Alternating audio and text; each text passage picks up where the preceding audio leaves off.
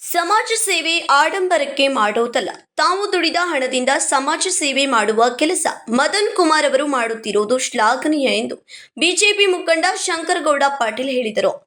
ಶನಿವಾರ ಮದನ್ ಕುಮಾರ್ ಫೌಂಡೇಶನ್ ವತಿಯಿಂದ ಬೆಳಗಾವಿ ಆಂಜನೇಯ ನಗರದ ಸರ್ಕಾರಿ ಶಾಲೆಯ ಮಕ್ಕಳಿಗೆ ಪಠ್ಯ ಪುಸ್ತಕಗಳನ್ನು ವಿತರಿಸಿ ಮಾತನಾಡಿದವರು, ಸರ್ಕಾರ ಎಲ್ಲಾ ರೀತಿಯಿಂದ ಶಾಲೆಗಳಿಗೆ ಸೌಲಭ್ಯ ಕೊಡಲು ಆಗುವುದಿಲ್ಲ. ಸಮಾಜ ಸೇವಕರು ಹಾಗೂ ಫೌಂಡೇಶನ್ ಸಹಾಯವನ್ನು ಸರ್ಕಾರ ಬಯಸುತ್ತದೆ. ಆದ್ದರಿಂದ ಮದನ್ ಕುಮಾರ್ ಫೌಂಡೇಶನ್ಗೆ ಆಂಜನೇಯ ನಗರದ ಸರ್ಕಾರಿ ಶಾಲೆಯನ್ನು ದತ್ತು ಕೊಟ್ಟರೆ ಅಭಿವೃದ್ಧಿ ಮಾಡಲು ಸಹಾಯ ಮಾಡುತ್ತಾರೆ ಎಂದರು. ಸಮಾಜಕ್ಕೆ ನಾಯಕರ ಅವಶ್ಯಕತೆ ಇಲ್ಲ, ಸಮಾಜ ಸೇವಕರ ಅವಶ್ಯಕತೆ ಇದೆ. ಶಿಕ್ಷಕರು ಎಂದಿಗೂ ರಾಜಕೀಯ ಮಾಡಬಾರದು. ಮಕ್ಕಳಿಗೆ ಗುಣಮಟ್ಟದ ಶಿಕ್ಷಣ ಕೊಡುವುದರ ಜೊತೆಗೆ ದಾನಿಗಳಿಗೆ ಸರ್ಕಾರದ ಶಾಲೆಗಳನ್ನು ಹಸ್ತಾಂತರ ಮಾಡಿದರೆ ಮಕ್ಕಳಿಗೆ ಸುರಕ್ಷಿತ ಶಿಕ್ಷಣ ಕೊಡಲು ಸಾಧ್ಯವಾಗುತ್ತದೆ ಎಂದರು. ನಾನು ಸ್ವತಃ ಸರ್ಕಾರಿ ಶಾಲೆಯಲ್ಲಿ ವಿದ್ಯಾಭ್ಯಾಸ ಮಾಡಿ ಬಂದಿದ್ದೇನೆ. ನಾನು ಬಯಸಿದ್ದರೆ ಖಾಸಗಿ ಶಾಲೆ ಆರಂಭಿಸಬಹುದಿತ್ತು. ಆದರೆ ಸರ್ಕಾರಿ ಶಾಲೆಯನ್ನ ದತ್ತು ಪಡೆದು ಅದನ್ನು ಅಭಿವೃದ್ಧಿ ಮಾಡಿದ್ದೇನೆ ಎಂದರು. ಆದರಣೀಯ ಎಲ್ಲ ಮಿತ್ರ ಪರಿವಾರವೇ, ವಿದ್ಯಾರ್ಥಿರೊಂದರೇ, ಮಾತೆಯರೇ, ಆತ್ಮೀಯ ಮಾಧ್ಯಮ ಮಿತ್ರರೇ, ಇಲ್ಲಿ ಗುರುವೃಂದರೇ, ಮದನ್ ಕುಮಾರ್ ಭೈರಪ್ಪನವರು ಈಗಾಗಲೇ ಅವರ ಶ್ರೀಮತಿಯವರು ಸಮಾಜ ಸೇವೆಯನ್ನು ಪ್ರಾರಂಭ ಮಾಡಿ ಬಹಳ ವರ್ಷ ಆಯಿತು. ಇದಕ್ಕಿಂತ ಮುಂಚೆ ಬಹಳ ದೊಡ್ಡ ಪ್ರಮಾಣದಲ್ಲಿ ಒಂದು ಕಾರ್ಯಕ್ರಮ ಮಾಡಿದ್ರು. ಅದಕ್ಕೆ ನಾನು ಗೆಸ್ಟ್ ಅತಿಥಿಯಾಗಿ ಬಂದಿದ್ದೆ. ಸಮಾಜ ಸೇವೆ ಕೇವಲ ಆಡಂಬರಕ್ಕೋಸ್ಕರ ಅವರು ಮಾಡ್ತಾ ಇಲ್ಲ. ಸಮಾಜಕ್ಕೆ ಏನಾದರೂ ನಾವು ದುಡಿದಂತ ಇಂಥ ಪರಿಸ್ಥಿತಿ ಇದ್ದಾಗ ಒಬ್ಬ ಸಮಾಜ ಸೇವಕ ತಂದೆ ಆದ ಒಂದು ಫೌಂಡೇಶನ್ ಮಾಡಿ ಸಮಾಜಕ್ಕೆ ಕೊಡಬೇಕು ಅಂತ ಭಾವನೆಯನ್ನು ಇಟ್ಟುಕೊಂಡು ಮಾಡ್ತಾ ಇರೋದು ಇದು ಶ್ಲಾಘನೀಯ, ಬಹಳ ಹೆಮ್ಮೆಯ ವಿಷಯ.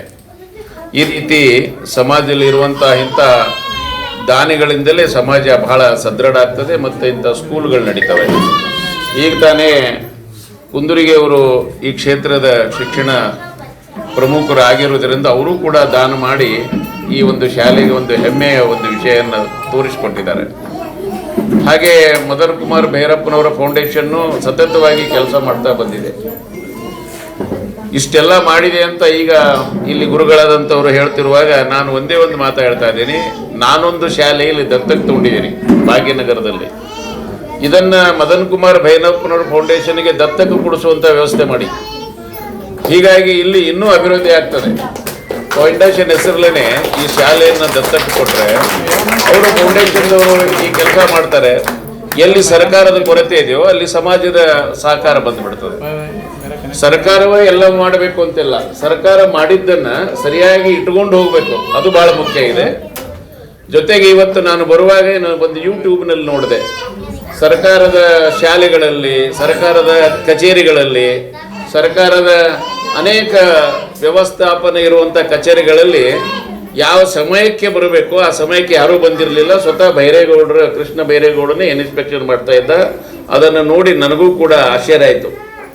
ಎಲ್ಲ ಆಫೀಸಿಗೆ ಅವರು ದೊಡ್ಡಬಳ್ಳಾಪುರದಲ್ಲಿ ವಿಸಿಟ್ ಮಾಡಿದಾಗ ಅಲ್ಲಿ ಸಮಯಕ್ಕೆ ಸರಿಯಾಗಿ ಯಾರೂ ಇರಲಿಲ್ಲ, ಎಲ್ಲ ಖಾಲಿನೇ ಇತ್ತು. ಈ ರೀತಿ ಸರ್ಕಾರದ ಆಡಳಿತದಲ್ಲಿ ನೌಕರಿ ಮಾಡುವಂಥವರು ಜವಾಬ್ದಾರಿಯುತವಾಗಿ ಮೆರೆದೇ ಇದ್ದರೆ ಸಮಾಜಕ್ಕಿಂತ ಬಡ ಜನರಿಗೆ ಸಿಗಬೇಕಂತ ಸೌಲಭ್ಯಗಳಲ್ಲಿ ತೊಂದರೆ ಆಗ್ತದೆ. ಹಾಗೇನೆ ಮುಂದಿನ ಭವಿಷ್ಯ ನಿರ್ಮಾಣ ಮಾಡುವಂಥ ಗುರುಗಳು, ಶಿಕ್ಷಕರು, ನೀವು ಈ ವಿದ್ಯಾರ್ಥಿಗಳಿಗೆ ಯಾವ ರೀತಿ ನೀವು ಅವರನ್ನು ಬೋಧನೆ ಮಾಡ್ತೀರೋ ಅಂಥ ವ್ಯಕ್ತಿಗಳು ಈ ಸಮಾಜಕ್ಕೆ ನಿರ್ಮಾಣ ಆಗ್ತಾರೆ. ಅಂಥ ಕರ್ತವ್ಯ ನಿಮಗೆ ತುಂಬ ಜವಾಬ್ದಾರಿಯುತವಾದ ಕರ್ತವ್ಯ ಇದೆ. ಎಲ್ಲ ಶಿಕ್ಷಕರೊಂದಕ್ಕೆ ಮುಂದಿನ ಭಾವಿ ಪೀಳಿಗೆ ನಿರ್ಮಾಣ ಮಾಡುವಂಥವ್ರು ತಾವೆಲ್ಲ. ಹೀಗಾಗಿ ಇದು ಜವಾಬ್ದಾರಿಯುತವಾದ ಕಾರ್ಯ ಇರುವುದರಿಂದ ಇವತ್ತು ಸಮಾಜಕ್ಕೆ ಸಮಾಜ ಸೇವಕರು ಅಂತ ಅವಶ್ಯ ಇದೆ, ವಿನ ನಾಯಕರು ಅಂತ ಇಲ್ಲ. ಸಮಾಜಕ್ಕೆ ಸಮಾಜ ಸೇವಕರು ಅಂತ ಅವಶ್ಯ ಇದೆ, ನಾಯಕರು ಅಂತ ಅವಶ್ಯ ಇಲ್ಲ. ಸಮಾಜದ ಹೆಸರಿನಲ್ಲಿ ಎಲ್ಲ ನಾಯಕರು ಏನು ಮಾಡ್ತಾ ಇದ್ದಾರೆ ನಿಮಗೆಲ್ಲ ಗೊತ್ತಿದೆ. ಅದರ ಬಗ್ಗೆ ವಿವರಣೆಗೆ ನಾನು ಹೋಗಲ್ಲ. ಆದರೆ ರಾಜಕೀಯ ಕ್ಷೇತ್ರದಲ್ಲಿ ಶಿಕ್ಷಕರು ಹೋಗಬಾರ್ದು. ಅವರು ಕೇವಲ ತಮ್ಮ ಮುದ್ದು ಮಕ್ಕಳ ಬೆಳವಣಿಗೆ, ರಾಷ್ಟ್ರದ ಭವಿಷ್ಯ ಮತ್ತು ಸಮಾಜದ ಭವಿಷ್ಯ, ಸ್ವಚ್ಛತೆ, ಅವರ ಒಂದು ಗುಣಗಳ ಸುಧಾರಣೆಗೆ ನಮ್ಮ ಕರ್ತವ್ಯ ಭರಿತವಾದ ಕೆಲಸ ಇರಬೇಕೇ ವಿನಃ ಬೇರೆ ವಿಚಾರಗಳಿಗೆ ಅಲ್ಲ ಅನ್ನೋದನ್ನು, ಅದಕ್ಕೆ ಸರ್ಕಾರ ಟ್ಯಾಕ್ಸ್ ಪೇಯರ್ ಮನಿಯಲ್ಲಿ ಅವರು ದುಡಿದಂಥ ಹಣದಲ್ಲಿ ನಿಮ್ಮೆಲ್ಲರಿಗೂ ಸಂಬಳ ಸಿಗ್ತದೆ. ಇವತ್ತು ವರ್ಷಿಗೆ ಸುಮಾರು 50 ರಿಂದ 70 ಲಕ್ಷ ನಾನು ನನ್ನ ಹೆಂಡತಿ ಕೂಡ ಟ್ಯಾಕ್ಸ್ ಕಟ್ತೀವಿ. ಅದಕ್ಕೆ ನಾನು ಆ ಸ್ಕೂಲನ್ನು ದತ್ತಕ್ಕೆ ತಗೊಂಡದ್ದು. ಕಾರಣ ಸರ್ಕಾರಿ ಶಾಲೆ ದತ್ತಕ್ಕೆ ನಾನು ಸ್ಕೂಲ್ ಮಾಡ್ಬೋದಿತ್ತು, ಆದರೆ ಸರ್ಕಾರಿ ಶಾಲೆನೇ ದತ್ತಕ್ಕೆ ಯಾಕೆ ತಗೊಂಡೆ ಅಂದರೆ ನಾನು ಸರ್ಕಾರಿ ಶಾಲೆಯಲ್ಲಿ ಕಲಿತಿದ್ದೇನೆ, ನಾನು ಈ ರೀತಿ ಕೂತಿದ್ದೇನೆ, ನಾನು ಹರಿದ ಹಾಫ್ ಪ್ಯಾಂಟನ್ನು ಹಾಕೊಂಡು ಹೋಗಿದ್ದೇನೆ. ಹೀಗಾಗಿ ಆ ಒಂದು ಜ್ಞಾನ ನನ್ನತ್ತಲ್ಲಿ ಇರುವುದರಿಂದ ನಾನು ಸರ್ಕಾರಿ ಶಾಲೆಯನ್ನು ತಗೊಂಡಿದ್ದೇನೆ. ಅದೇ ಜ್ಞಾನದ ಅರಿವಿರುವುದರಿಂದ ಭೈರಪ್ಪನವರು ಫೌಂಡೇಶನ್ ಅವರು ಇಂಥ ಶಾಲೆಗಳಿಗೆ ಸಹಾಯ ಮಾಡ್ತಾ ಇದ್ದಾರೆ. ಹೀಗಾಗಿ ನೀವೆಲ್ಲರೂ ಏನು ಮಾಡಬೇಕು, ಇಲ್ಲಿ ಗುರುವೃಂದ ಪ್ರೇರಣೆ ಕೊಡಬೇಕು ಅಂತಂದ್ರೆ ಇದನ್ನು ದಾನಿಗಳಿಗೆ ಒಪ್ಪಿಸಿ, ಇದನ್ನು ಯಾವುದಾದ್ರೂ ಫೌಂಡೇಶನ್ಗೆ ಒಪ್ಪಿಸಿ ಅವರಿಂದ ಒಳ್ಳೆ ರೀತಿಯಿಂದ ಅಭಿವೃದ್ಧಿ ಕೆಲಸಗಳನ್ನು ಮಾಡಿ. ಇಲ್ಲಿ ಡಾಕ್ಟರ್ ಕುಲಗೋಡ್ ಅವರು ತಗೊಂಡಿದ್ದಾರೆ, ಬಹಳ ಚೆನ್ನಾಗಿ ಮಾಡಿದ್ದಾರೆ ಆ ಶಾಲೆ. ಹೀಗೆ ದಾನಿಗಳಿಂದ ಶಾಲೆಗಳಾಗ್ತವೆ, ಸರ್ಕಾರದ ಅವಲಂಬನೆ ಇಲ್ಲ. ಸರ್ಕಾರದ ಹೇಗಾಗ್ತದೆ ಅಂದರೆ ಬೆಂಗಳೂರಲ್ಲಿ 1 ಲಕ್ಷ ರೂಪಾಯಿ ಬಿಟ್ಟರೆ ಇಲ್ಲಿ ಮುಟ್ಟು ತನಕ MLA ಶೇರ್ ಹಿಡಿದು ಎಲ್ಲ ಹೋಗಿ ನಿಮಗೆ 25,000 ಬರ್ತದೆ. ಸೊ ಅದರಲ್ಲಿ ನಿಮಗೆ ಕೆಲಸ ಏನಾಗಲ್ಲ. ಇದು ಸತ್ಯ ಘಟನೆ ಇದ್ದರೂ ಕೂಡ ನಾವೆಲ್ಲರೂ ಕಣ್ಣು ಮುಚ್ಚುತ್ತೀವಿ. ಸೋರುತ್ತಿದೆ ಅಂತ ಎಲ್ಲರಿಗೂ ಗೊತ್ತಿದೆ. ಈ ಭ್ರಷ್ಟಾಚಾರ ಎಲ್ಲರಿಗೂ ಕಣ್ಣು ತೆಗೆದು ನೋಡ್ತಾರೆ, ಆದರೆ ನಿಲ್ಲಿಸೋರು ಯಾರು? ಬೆಕ್ಕಿಗೆ ಗಂಟೆ ಕಟ್ಟವ್ರು ಯಾರು? ಈ ಪ್ರಶ್ನೆ ಸಮಾಜದಲ್ಲಿ ಎದ್ದು ಕಾಣ್ತಾ ಇದೆ. ಇನ್ನು ಸಮಾಜದ ಸಹನ ಕಟ್ಟೆ ಮೀರ್ತಾ ಇದೆ. ಆ ಮೀರಿದ್ರೆ ಮಾತ್ರ ಏನಾಗ್ತಿದೆ ಗೊತ್ತಿಲ್ಲ.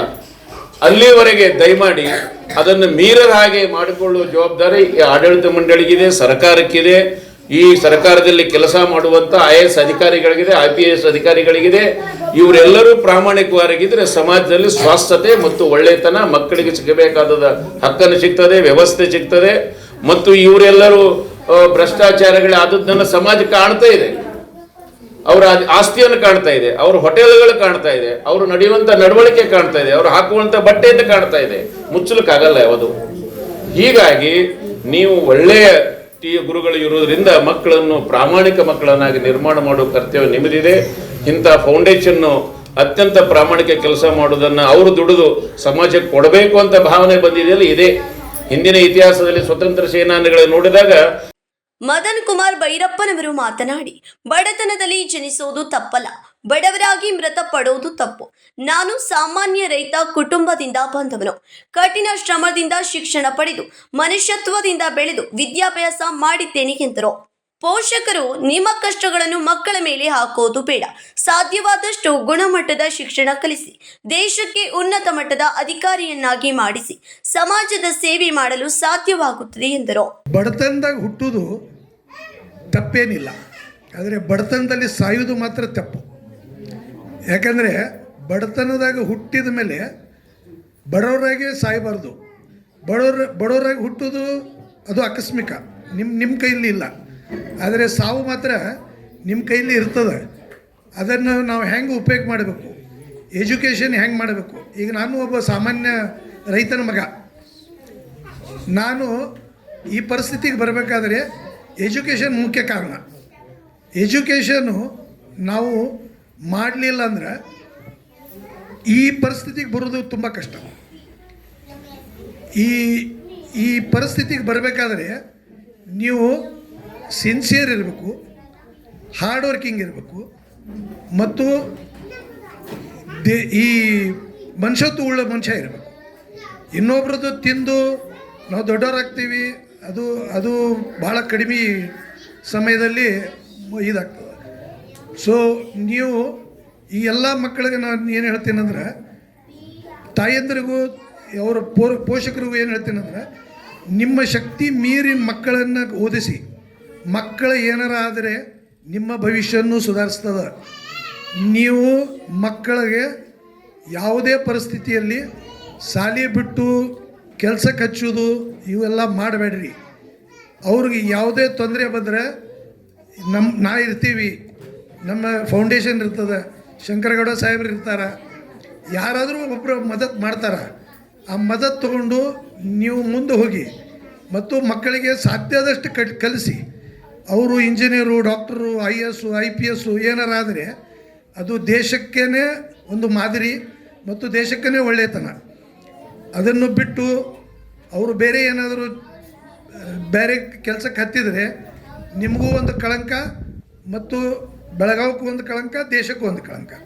ಸೊ ಈ ಎಲ್ಲ ಕಳಂಕನ್ನು ಬಿಡಬೇಕಾದ್ರೆ ಆ ಹುಡುಗರನ್ನ ಚಲೋ ತಂಗ ಓದಿಸ್ರಿ ಮತ್ತು ಅವ್ರಿಗೆ ಚಲೋ ತಂಗ ಸಂಸ್ಕಾರ ಕೊಡಿರಿ.